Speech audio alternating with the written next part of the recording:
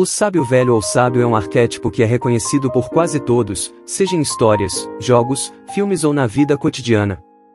No mito, ele é frequentemente retratado como alguém que vive isolado, meditando e vivendo uma vida simples no fundo de uma floresta, nas montanhas ou em outros lugares desabitados. O sábio velho é um amante da sabedoria e usa sua experiência para guiar os outros. Ele é retratado como uma pessoa misteriosa ou um mago, em contato com a natureza e o luminoso e forças invisíveis que permeiam nossa existência. Como a criatura mítica da esfinge, o sábio fala de modo oracular em enigmas. Mestres apresentam a seus alunos um com aparentemente insolúvel, e Cristo falou em parábolas aos seus discípulos. Isso não é para obscurecer a verdade, mas para despertar alguém para vivenciar a verdade. No fundo da grande dúvida, jaz o grande despertar. Quando o aluno estiver pronto, o professor aparecerá. Quando o aluno estiver realmente pronto, o professor desaparecerá. Como escreve Friedrich Nietzsche, pagamos mal a um professor se sempre permanecemos nada além de um aluno. Talvez o mais importante seja que o sábio é um eremita, uma pessoa que se afastou da sociedade para cumprir sua busca espiritual. A palavra eremita deriva do grego antigo ermites, que por sua vez vem de ermia, um deserto ou região desabitada. Portanto, um eremita é literalmente uma pessoa do deserto. O simbolismo do deserto. O deserto é um motivo bíblico frequente e é sinônimo de terras selvagens ou devastadas. É o lugar para onde Adão e Eva, os primeiros humanos, tiveram que ir depois de serem banidos do jardim do Éden por desobedecer a Deus. É um lugar de exílio e pecado, representando a separação de Deus. A terra selvagem é cercada por feras selvagens. No folclore islâmico, acredita-se que desertos e lugares imundos sejam habitados por djinns, espíritos malévolos, que assumem a forma de animais, a fim de desencaminhar os outros. Nos últimos 4 dos primeiros 5 livros da Bíblia, a Torá, Moisés e o povo de Israel vagaram no deserto por 40 anos antes de poder entrar na terra prometida, embora Moisés não tenha sido autorizado a entrar. O deserto não é apenas um lugar de punição, mas também um lugar de batismo ou purificação, de queimar tudo o que é supérfluo, todos os erros e mentiras, pois apenas a verdade sobrevive ao fogo.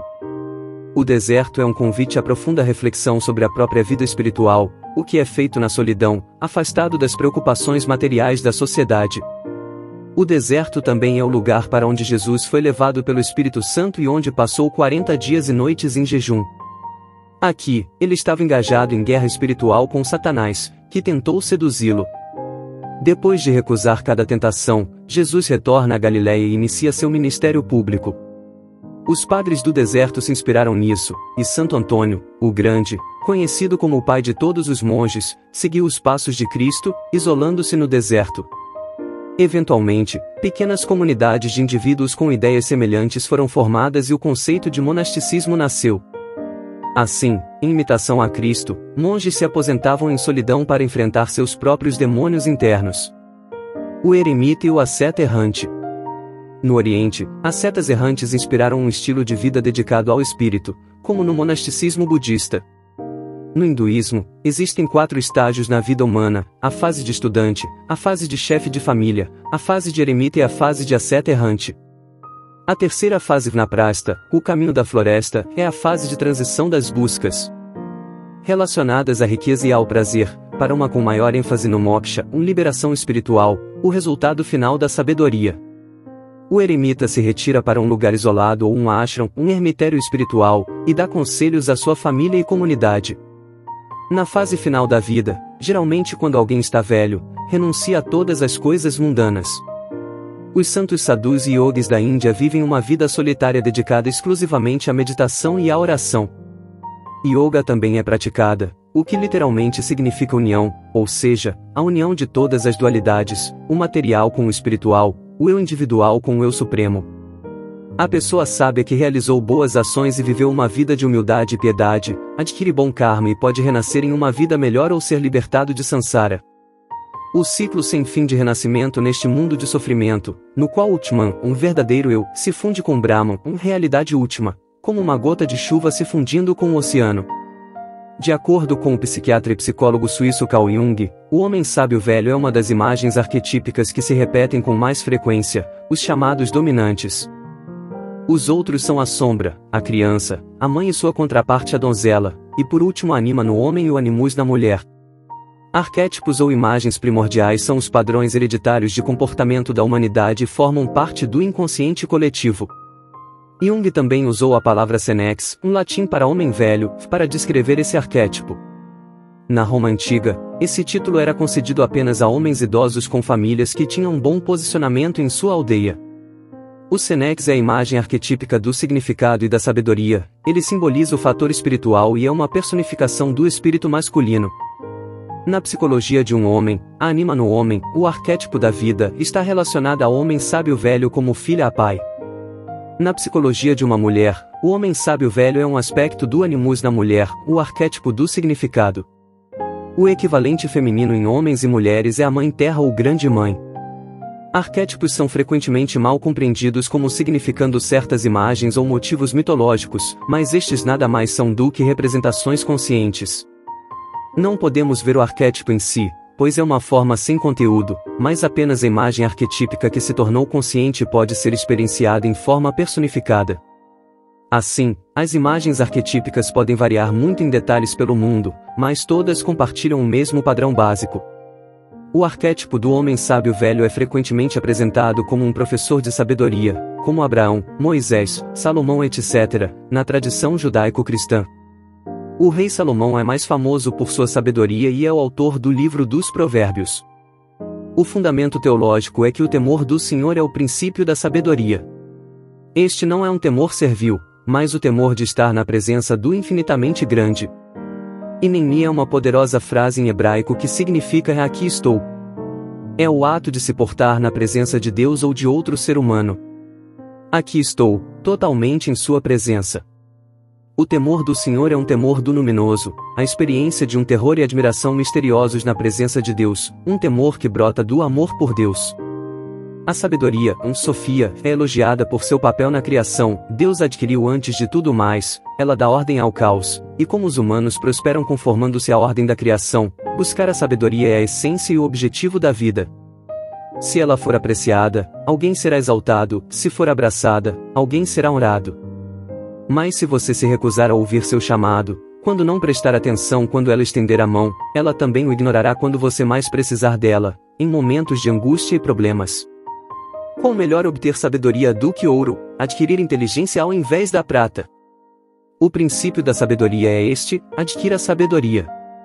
Ainda que custe tudo o que você tem, obtenha entendimento. No Hermetismo, Hermes Trismegisto é a fonte de toda sabedoria, o professor do mistério de todas as eras, especialmente da alquimia. Ele nos ensina que não somos fundamentalmente diferentes do Supremo e que a gnose, conhecimento místico que é revelado, é o resultado da sabedoria divina. Na China, o sábio é retratado no filósofo Laozi, o fundador do taoísmo. Seu nome é na verdade um título honorífico que significa homem velho ou mestre velho. Ele ensinou que a sabedoria vem do tão ou o caminho, a ordem natural do universo, que não é diferente da natureza ou de nós mesmos, é simplesmente a maneira como as coisas são. Tudo coexiste, a vida é simplesmente um acontecimento. Ao se esquecer de si mesmo, alguém se torna o universo. O tão não pode ser compreendido como um conceito, pois é eternamente sem nome, só pode ser experienciado na vida, como em estados de fluxo ou ação sem esforço, em que, sem nem tentar, alcança-se a harmonia perfeita e conhecimento perfeito da situação atual. Na lenda arturiana, o sábio aparece como o mago Merlin. Na Divina Comédia de Dante, o poeta romano Virgílio aparece como um psicopompo ou guia espiritual. Uma manifestação do sábio, na difícil mas necessária descida de Dante ao inferno. Na obra de Nietzsche, ele aparece como o profeta Zaratustra, que desce das montanhas para a humanidade a fim de compartilhar seus dons de sabedoria. E em Jung ele aparece como Filemon, seu homem sábio velho interior, que ele conheceu durante a imaginação ativa, assumindo o papel de um guru. Ele representa uma visão superior, uma personalidade viva da qual Jung não era idêntico e que lhe ensinou. Objetividade psíquica, a realidade da psique. O sábio também pode ser visto no xamã mestre, que é responsável pela direção religiosa de uma comunidade e guarda sua alma. Ele tem acesso a uma região do sagrado não acessível aos outros membros da comunidade. e guia os neófitos que devem passar pelos primeiros testes para encontrar suas almas perdidas. Para o xamã, o mundo inteiro é permeado por uma força vital humana que conecta todos os seres vivos à anima mundi, a alma do mundo. Na ficção popular moderna, o homem sábio velho aparece como Yoda de Star Wars, o mago Gandalf em O Senhor dos Anéis e o professor Dumbledore em Harry Potter, entre outros. O homem sábio velho aparece em sonhos com a aparência de um rei, mago, médico, sacerdote, professor, avô ou qualquer outra pessoa que possua autoridade. O arquétipo do espírito não apenas aparece na forma de um homem, mas também como um espírito real, ou seja, o fantasma de alguém que morreu, ou, mais raramente, como uma criatura como um anão, gnomo, duende ou um animal falante. O sábio geralmente aparece em uma situação onde bons conselhos são necessários, mas não podem ser obtidos com recursos próprios. Ele é o significado pré-existente escondido no caos da vida e compensa esse estado de deficiência espiritual com conteúdos perspicazes destinados a preencher a lacuna. Este arquétipo permaneceu adormecido no inconsciente coletivo desde o alvorecer da história. Ele é despertado sempre que os tempos estão fora dos eixos, pois quando as pessoas são desencaminhadas, sentem a necessidade de um guia ou professor. No processo de individuação, uma jornada vitalícia rumo à plenitude psíquica, o arquétipo do homem sábio velho demora a emergir e, portanto, é visto como uma indicação do self, a personalidade total.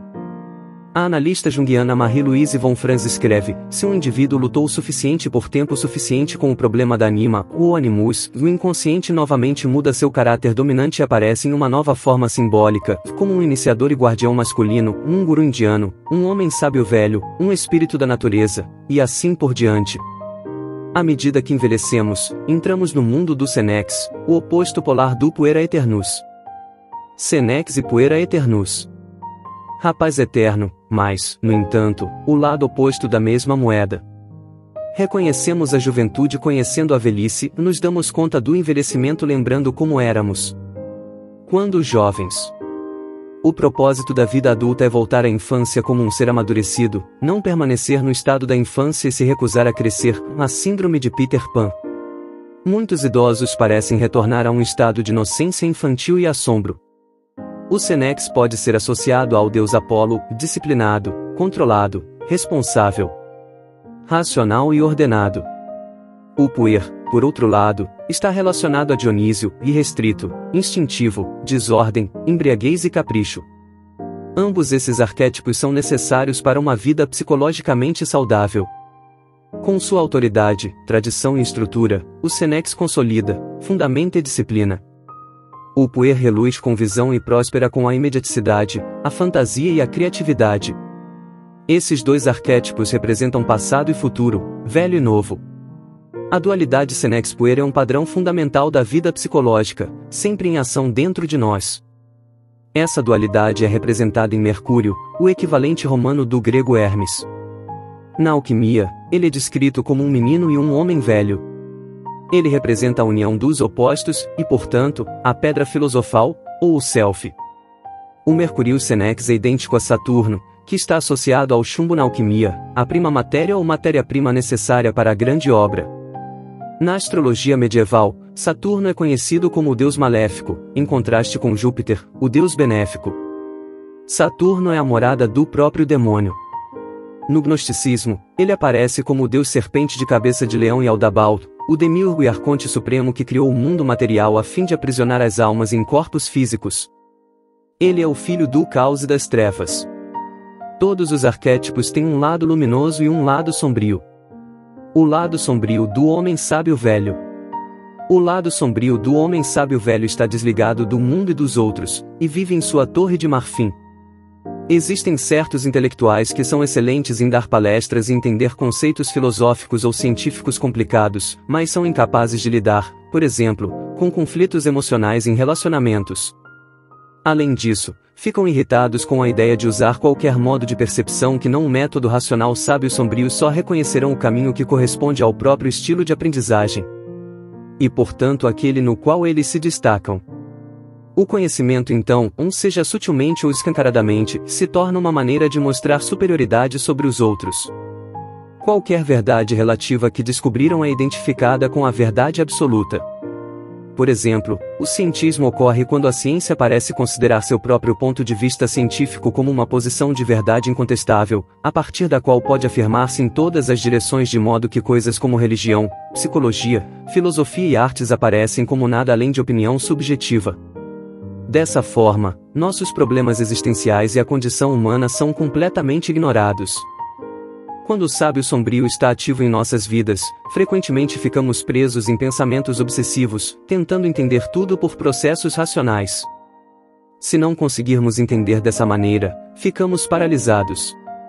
Como alguém pode agir, diz ele, quando é impossível saber o que é verdadeiro?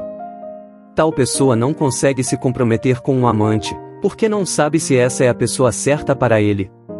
Ele não consegue se comprometer com o trabalho porque não sabe se é a coisa certa a fazer. Inevitavelmente, essas pessoas tendem ao cinismo por causa de uma consciência aguçada de sua incapacidade de saber algo com certeza e da imperfeição de toda a vida. O sábio negativo é obcecado pela não apego, e assim não consegue se comprometer com pessoas, projetos ou ideias. Ele está iludido que isso lhe dá liberdade, mas na verdade não é de modo algum livre. Ele está simplesmente apavorado demais com o compromisso para realmente se apegar a alguém ou algo. Muitas vezes somos viciados em ser perfeitos, verdadeiros e corretos, e não temos tolerância para sentimentos ou vulnerabilidades humanos normais. Essa pessoa frequentemente tende a práticas ascéticas e constantemente se critica ou critica os outros por qualquer sinal de não ser perfeito. Nada é realmente bom o suficiente. O sábio sombrio é incapaz de ver a realidade como ela é. Por exemplo, ele pode estar cercado por um ambiente natural e belo, mas focar apenas nos defeitos da existência, sendo incapaz de desfrutar da beleza da vida. William Blake escreve: a árvore que comove alguns até as lágrimas de alegria é aos olhos de outros apenas uma coisa verde que atrapalha o caminho. Como um homem é, assim ele vê. O sábio sombrio aparece como um velho cínico, rígido, materialista, relutante em mudar e sem senso de humor. Ele pode ser extremamente insensível, e pode ter profundos arrependimentos que representam sua vida não vivida. A velhice não está sempre correlacionada com a sabedoria. Um homem de cabelos brancos e rugas não necessariamente viveu muito tempo, apenas existiu por muito tempo. O destino guia o disposto e arrasta o relutante. A maioria das grandes decisões da vida não pode ser decidida de modo científico e racional. Muitas vezes precisamos dar um salto de fé. A vida só pode ser entendida retrospectivamente, mas deve ser vivida prospectivamente. Sem responder ao chamado da aventura e adentrar território desconhecido, jamais podemos começar a jornada do herói, sem a qual não há autorrealização. O homem sábio velho e o herói.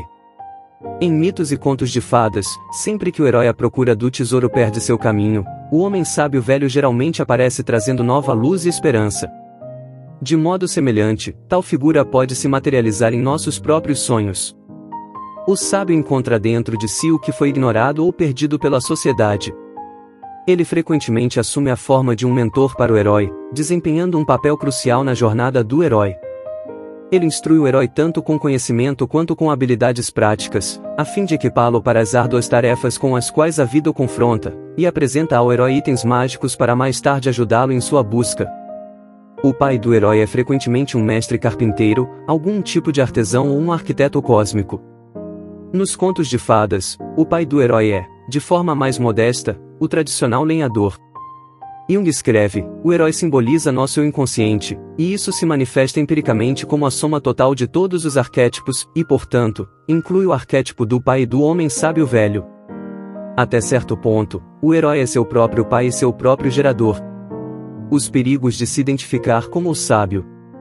Uma maneira de mal compreender o significado de uma personagem arquetípica é vê-la literalmente, ao invés de simbolicamente. No caso do sábio, alguém pode deixar a barba crescer, vestir roupas de monge e partir talvez para alguma terra distante, em busca de um guru no qual projetar sabedoria e iluminação perfeitas.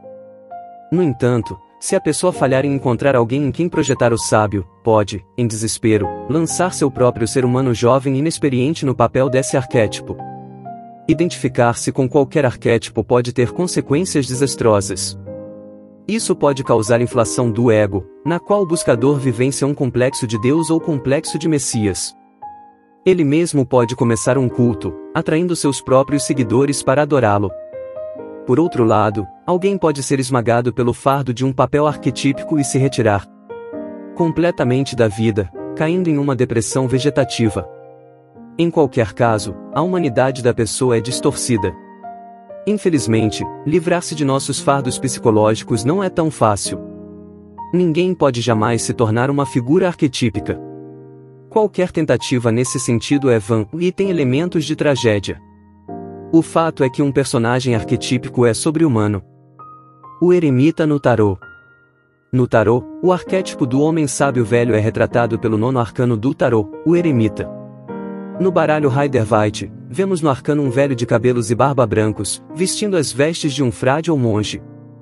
Ele está sozinho no pico nevado de uma montanha, segurando um cajado em uma mão e uma lanterna acesa com uma brilhante estrela de 6 pontas na outra. Seus olhos estão fechados e ele olha para dentro de si mesmo, fazendo eco às palavras de Jung: quem olha para fora sonha, quem olha para dentro desperta. É um homem que ganhou todo tipo de experiências no mundo e está passando um tempo sozinho, contemplando e compreendendo as lições que aprendeu. Aqueles que o encontram e conversam com ele serão banhados por essas ricas lições, pois ele quer irradiar a luz do conhecimento neste mundo. O frade retratado no arcano incorpora uma sabedoria que não se encontra em livros. Seu dom é tão elementar e atemporal quanto o fogo em sua lanterna. Um homem de poucas palavras, ele vive no silêncio da solidão. Ele não nos traz sermões, nem mandamentos, ou nos repreende por maus atos. Ele se oferece a nós mesmo. Com sua simples presença, ele ilumina recessos temerosos da alma humana e aquece corações vazios de esperança e significado. Jung escreve: meus amigos, é sábio nutrir a alma, caso contrário, você criará dragões e demônios em seu coração. A chama que o eremita segura poderia representar o espírito quintessencial inerente a toda a vida, aquele núcleo central de significado que é o elusivo quinto elemento transcendendo os 4 elementos da realidade mundana. Ele nos oferece aquela luz interior cuja chama dourada sozinha dispersa o caos e as trevas espirituais. Sua lanterna parece um símbolo apropriado para a intuição individual do místico, a possibilidade de iluminação individual como um potencial humano universal. Se o viajante estiver aberto à mensagem do velho, ele seguirá seu exemplo começando a descobrir e nutrir sua própria centelha interior como o eremita fez. Se ele estiver pronto para observar e ouvir, o homem sábio velho pode ajudá-lo a encontrar uma lanterna própria. Este velho não precisa mais considerar o que ficou para trás, ele assimilou as experiências do passado. Tampouco precisa examinar horizontes distantes, buscando potenciais futuros. Sua intuição atravessa nossas divisões arbitrárias de espaço e tempo para revelar o padrão significativo do eterno agora. Como a figura de Merlin, que tem conhecimento do passado e do futuro, este homem sábio também possui o poder mágico de dominar o enigma do tempo. A plenitude do ser que é o pleroma, o lugar onde passado, presente e futuro existem simultaneamente. O domínio do tempo pelo eremita é evidenciado ainda pelo fato de que, no baralho do século XV Visconti Sforza, o eremita é chamado de Pai Tempo, e não segura uma lanterna, mas uma ampulheta. Outra versão interessante é o baralho Tabula Mundi, onde o eremita está descendo uma escada de pedra para as profundezas, para o inconsciente. Atrás dele está o cão de 3 cabeças, Cérbero, que guarda os portões do submundo, que também pode ser visto no arcano do eremita do baralho Toto de Aleister Crowley. O eremita é capaz de acessar os tesouros de seu inconsciente e trazê-los de volta à luz da consciência. O arquétipo do eremita também pode ser visto como uma espécie de louco. O arquétipo do eremita e do louco.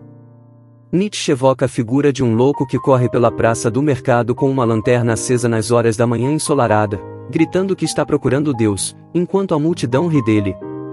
O louco declara melancolicamente: Deus está morto. Deus continua morto. E nós o matamos. De forma semelhante, Diógenes, o cínico, andaria pela praça do mercado em plena luz do dia com uma lanterna. Quando perguntavam o que ele estava fazendo, ele responderia: estou procurando um homem. A maioria das pessoas nem eram dignas da categoria humano, pois isso exige virtude. As pessoas que andam por aí preocupadas com dinheiro, poder e convenções sociais é que são os verdadeiros loucos. Diógenes, que rejeitou todas as convenções sociais em favor de uma vida simples em conformidade com a natureza, é o único ser humano razoável à vista. Dizem que Platão teria dito sobre Diógenes que ele era um Sócrates enlouquecido. Na parábola da caverna, Platão descreve prisioneiros acorrentados a uma parede dentro de uma caverna, que só conseguem ver as formas de sombras dos objetos sendo carregados, e os confundem com a realidade. Quando um deles é libertado e sai da caverna, seus olhos lentamente se adaptam à luz até que ele possa olhar para as pessoas, animais, água, árvores, estrelas e eventualmente, o sol em si mesmo, que o enche de assombro. Imediatamente, ele retorna para a caverna para contar aos outros, tropeçando na escuridão. Quando alcança os prisioneiros e fala das coisas maravilhosas fora da caverna, eles o chamam de louco e o matariam qualquer um que tentasse arrastá-los para fora. A figura de Merlin foi inspirada no bardo Mirdim Wyllt, Mirdim, o selvagem, na lenda galesa. Disse que enlouqueceu após uma batalha particularmente sangrenta e se retirou para as matas. Apresentando o motivo do homem selvagem nas matas, Mirdim se tornou um semi-selvagem vivendo à margem da civilização possuindo grande poder e sabedoria. Da mesma forma, Merlin se retira para a floresta porque enlouqueceu e vive como um animal selvagem. Quando é trazido de volta para o mundo dos homens, sua loucura irrompe novamente, incapaz de suportar as preocupações superficiais dos homens. Assim, permanece na floresta e se dedica às suas observações astronômicas, explorando as estrelas e cantando sobre acontecimentos futuros. Foi só mais tarde que ficou conhecido como o conselheiro do rei Arthur e dos cavaleiros da Távola Redonda, que partiram em busca do Santo Graal. O louco pode ser visto como um profeta do Apocalipse, ou alguém que traz dons de iluminação, mas quase sempre é mal compreendido pelos outros. A integração do arquétipo do sábio é, de modo geral, a tarefa da segunda. Enfrentar a morte na velhice metade da vida. Quando somos jovens, temos que aprender a viver, e quando estamos velhos, temos que aprender a morrer. A morte é psicologicamente tão importante quanto o nascimento. Jung nos diz que quando somos ameaçados pela morte completa, o inconsciente aparentemente a desconsidera, a vida se comporta como se fosse continuar. Este é meramente um fato psicológico. Portanto, é melhor que os idosos continuem vivendo, esperando pelo dia seguinte, como se tivessem que passar séculos, e esperar pela grande aventura que está adiante. Então se vive de acordo com a natureza, e se vive até a própria morte. Quando alguém teme a morte e olha para trás, então a pessoa se petrifica e morre antes do tempo. Em uma época em que a solidão é generalizada, quando uma pessoa pode estar rodeada por um grupo, a arte esquecida da solidão de pessoas e se sentir ainda mais alienada do que estando sozinha, o homem sábio velho vem nos ensinar a arte esquecida da solidão, a retirada voluntária da sociedade e a capacidade de fazer uma transição tranquila de volta para o mundo quando chega a hora de voltar. Aqueles que negligenciaram seu eu interior a ponto de existir exclusivamente em relação aos outros, não ouviram essa voz interior. Sua identidade depende exclusivamente dos outros, então eles se perdem na multidão. Chega um momento, porém, em que alguém é forçado a voltar-se para dentro, quando se dá conta de que deve aceitar a trilha solitária da autorrealização, a fim de alcançar a paz. O desalinhamento entre o mundo exterior de alguém e seu mundo interior é frequentemente a causa de uma crise de meia-idade. Depois de muito tempo, o eremita pode se iluminar e se transformar em um sábio e sentir que tem a responsabilidade de compartilhar sua sabedoria com os outros. Em Assim Falou Zaratustra de Nietzsche, o profeta Zaratustra deixa sua casa aos 30 anos e vai para as montanhas, onde desfruta de seu espírito e solidão e por 10 anos não se cansa disso. Mas finalmente, uma mudança toma conta de seu coração, e uma manhã ele se posta diante do sol e fala assim: ó grande astro, qual seria a tua felicidade se não houvesse aqueles para quem tu brilhas? Por 10 anos subiste à minha caverna, tu te cansarias da tua luz e da jornada se não fosse por mim, minha águia e minha serpente. Mas nós te esperávamos toda manhã, absorvíamos teu transbordar e o abençoávamos. Eis que estou cansado da minha sabedoria, como a abelha que recolheu mel demais, preciso de mãos estendidas para recebê-la. Eu daria e distribuiria, até que os sábios dentre os homens encontrem alegria novamente em sua loucura, e os pobres em suas riquezas. Para isso, devo descer às profundezas, como tu fazes à noite quando vais atrás do mar e ainda trazes luz ao submundo, rico astro. Como tu, devo ir sob, descer, como diz o homem, ao qual quero descer. Abençoa-me então, ó olho sereno que pode olhar até para a felicidade demasiado grande sem inveja. Abençoa o cálice que quer transbordar, para que a água possa fluir dourada dele e levar por toda parte o reflexo do teu prazer. Eis que este cálice quer esvaziar-se novamente, e Zaratustra quer tornar-se homem novamente. Assim começou a descida de Zaratustra. A solidão de Zaratustra foi muito frutífera, mas chega um momento em que ele se cansa de sua sabedoria. A solidão, então, parece ser apenas uma questão temporária. Assim, ele começa sua descida à humanidade. Ao chegar à praça do mercado com seus dons e ensinamentos, ele é recebido com indiferença e risada. Zaratustra fica triste e diz: eles não me entendem, eu não sou a boca para estes ouvidos. Nietzsche, que passou seu último período de vida quase em completa solidão, estava agudamente ciente de seu isolamento psicológico, e brincava com um de seus correspondentes que era o eremita de Sils Maria, um lugar fresco na Suíça onde passava seus verões. Ele também afirmou: sou a solidão tornado homem. Nietzsche era um solitário errante, um espírito livre no deserto, que passaria a maior parte de seu tempo escrevendo e, apesar de seus frequentes males, fazia longas caminhadas que podiam durar várias horas. De fato, afirmou que nenhum pensamento tem valor, a menos que seja concebido enquanto se caminha. A solidão é um retorno a si mesmo, a respiração de ar fresco. Nietzsche escreve: quando estou entre a multidão vivo como a multidão, e não penso como realmente penso, depois de um tempo parece que eles querem me banir de mim mesmo e roubar minha alma e fico com raiva de todos e temo a todos. Então preciso do deserto, para me tornar bom novamente.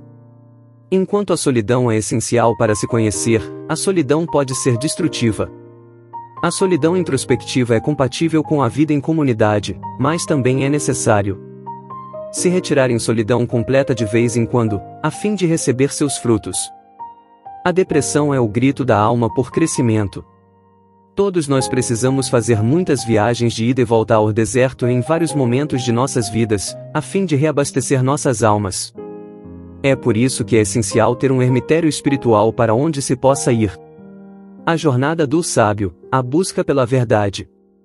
O chamado da jornada do sábio começa com confusão, dúvida e um profundo desejo de encontrar a verdade.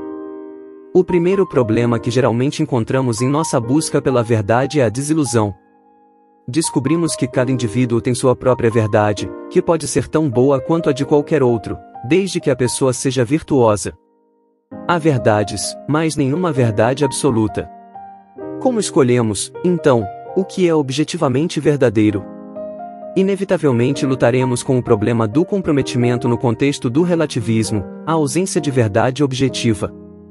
Primeiro, deve-se começar encontrando um modo de vida que melhor se adapte a si mesmo. No meio de uma crise existencial, o teólogo e filósofo dinamarquês Søren Kierkegaard escreveu em seu diário: o que realmente quero é ter clareza sobre o que devo fazer, não sobre o que devo saber, exceto na medida em que certo conhecimento deve preceder toda ação. A coisa é me entender, ver o que Deus realmente deseja que eu faça, a coisa é encontrar uma verdade que seja verdadeira para mim, encontrar a ideia pela qual posso viver e morrer. Para Kierkegaard, a verdade é subjetividade, e subjetividade é verdade. Deve-se colocar a própria existência acima de tudo, e aceitar a responsabilidade por ela. Não adianta colocar entre parênteses a própria vida em favor de teorias abstratas sobre a existência humana, ou seguir cegamente qualquer sistema. Pois qual é o uso de ter uma visão de mundo pela qual não se vive, mas apenas se apresenta para a visão dos outros? Encontrar a própria verdade certamente não é uma tarefa fácil, porque onde há um caminho, é provavelmente o caminho de outra pessoa. Devemos caminhar sozinhos onde a floresta é mais escura e onde não há caminho. Quando experimentamos a escuridão da alma, nossa verdade pode estilhaçar e percebemos o quanto é inútil para nós. A verdade que realmente importa para nós, no entanto, não se estilhaça em nosso momento de desespero. Ela nos sustenta e nos mantém à tona, embora ainda possamos nos rebelar contra ela. Depois de encontrar a própria verdade subjetiva e expressá-la no mundo, o sábio deve alinhá-la com a verdade além de si mesmo. A verdade deve necessariamente ir além de nossa subjetividade, pois é a verdade objetiva que nos fundamenta no eterno, e isso só é possível se tivermos um relacionamento com Deus, um eu superior que nos domina, para que, paradoxalmente, verdadeiramente nos tornemos nós mesmos. Em outras palavras, a vontade individual está alinhada com a verdade objetiva. O centro interior eterno. Em um manuscrito medieval, um rei vive na borda de uma roda, a qual podemos chamar de nossas. Verdades subjetivas e temporais, dinheiro, prazer, fama, poder, etc. O rei se move em um processo sem fim de, estou reinando, reinei. Perdi meu reino e reinarei novamente. Gasta toda a vida se preocupando com o que vai perder, por causa de seu apego a coisas que são temporais. No centro, no entanto, está a verdade objetiva e eterna, representada como Cristo, um símbolo do Self, que permanece eternamente firme não importa o que aconteça na vida. Isto é Deus, uma esfera infinita, cujo centro está em toda parte e a circunferência em nenhuma. O sábio busca se alinhar a este centro infinito e alcançar a calma interior. Isto é Deus, uma esfera infinita, cujo centro está em toda parte e a circunferência em nenhuma. O sábio busca se alinhar a este centro infinito e alcançar a calma interior. O Self é uma imagem de Deus. Quem se conhece, conhece a Deus. Alcançamos Deus através do Self, mas Deus não é o Self, pois está atrás e acima dele. Os antigos filósofos gregos usavam a palavra apatheia, não confundir com apático, para descrever o estado de sabedoria e tranquilidade que alguém encontra quando está alinhado com este centro eterno. A pessoa deixa de ser perturbada por suas flutuações emocionais selvagens e aceita o que a vida lhe traz. Diferente da pessoa indisciplinada, o sábio é capaz de contemplar e ficar quieto sem ser constantemente assaltado por seus próprios defeitos e pensamentos negativos. Está em paz com a vida e consigo mesmo, pois aceitou suas falhas e está focado em seu dever espiritual. No coração de todo ser humano habita um sábio. A maior realização do sábio é a liberdade do apego às coisas temporárias. Isso não significa que ele tenha que se tornar um asceta, mas sim que ele sabe profundamente que as preocupações materiais são de importância secundária na vida, e assim não teme perdê-las. A única coisa que ele teme é a perda de sua alma. Futilidade. Tudo é futilidade, diz o professor. O livro do Eclesiastes, futilidade. Completamente fútil. Tudo é futilidade. Assim começa o livro do Eclesiastes. A palavra hebraica usada é evel, um vapor, que figurativamente pode ser traduzida como sem sentido, vão, insubstancial ou fútil. É a história de Coelho. Ele se tornou o rei de Israel e teve todo o poder, riqueza e prazer que alguém poderia conseguir, todos os dons do Deus que o amava. No entanto, apesar desses dons, ele começou a se afastar dos mandamentos de Deus. Ele experimentou muito conhecimento e sabedoria, mas com muita sabedoria vem muita tristeza, o mais conhecimento, mais pesar. Percebe que tudo o que fez foi sem sentido, uma perseguição ao vento. Ele escreveu este livro no final de sua vida e conclui que todas as coisas nas quais despejamos nossas vidas, nossos projetos, nosso árduo trabalho, nossas rivalidades, alianças e sucessos, desvanecerão no ar. Sua sabedoria é resumida em suas palavras finais: ouviram-se todas as coisas, eis a conclusão de tudo, teme a Deus, e guarda os seus mandamentos, porque isto é o dever de todo homem. Porque Deus há de trazer a juízo toda a obra, e até tudo que está encoberto, quer seja bom quer seja mal. A verdade vos libertará diferente do arquétipo do mago, que quer transformar a realidade mudando a consciência. O homem sábio velho tem pouca ou nenhuma necessidade de controlar ou mudar o mundo, ele apenas quer compreendê-lo. O caminho do sábio é a jornada para descobrir a verdade, sobre nós mesmos, nosso mundo, e o universo. Talvez o momento mais libertador e gratificante da vida seja o momento da verdade que ilumina nossas vidas, dispersa a confusão e esclarece o que deve ser feito. Como está afirmado no Evangelho de João, e conhecereis a verdade, e a verdade vos libertará. Quando estamos em nossa busca espiritual, a parte de nós que quer experimentar a verdade absoluta diretamente é frequentemente desencorajada. Várias práticas espirituais ao redor do mundo encorajam as pessoas a progredir lentamente. Tomasse cuidado para que mentes despreparadas não quebrem ao experienciar o êxtase associado com a verdade eterna. Não há atalho para a iluminação. Em algum ponto, o sábio para de buscar conhecimento e ganha sabedoria. Sabedoria não é apenas saber a coisa certa a fazer, mas também fazer a coisa certa. Verdadeira sabedoria não apenas nos faz saber, ela nos faz ser de maneira diferente. Aqueles que praticam a sabedoria são excelentes contempladores da natureza. O sábio se contenta com a realidade como ela é e tem uma visão cristalina de como gastar os anos restantes de sua vida. Quem tem um porquê pode suportar quase qualquer como. Toda a sua vida o conduziu a este exato momento, onde a luta e o conflito finalmente se transformam em paz. E ele se deleita com a beleza do mundo e das coisas simples da vida. Enquanto a pessoa comum perdeu o contato com o mundo e não vê a realidade como ela é, o sábio se vê como parte de uma consciência cósmica e experiencia êxtase, ficando fora de si mesmo, sem deixar de ser ele mesmo. Ver um mundo num grão de areia e um céu numa flor silvestre. Conter o infinito na palma da mão e a eternidade numa hora.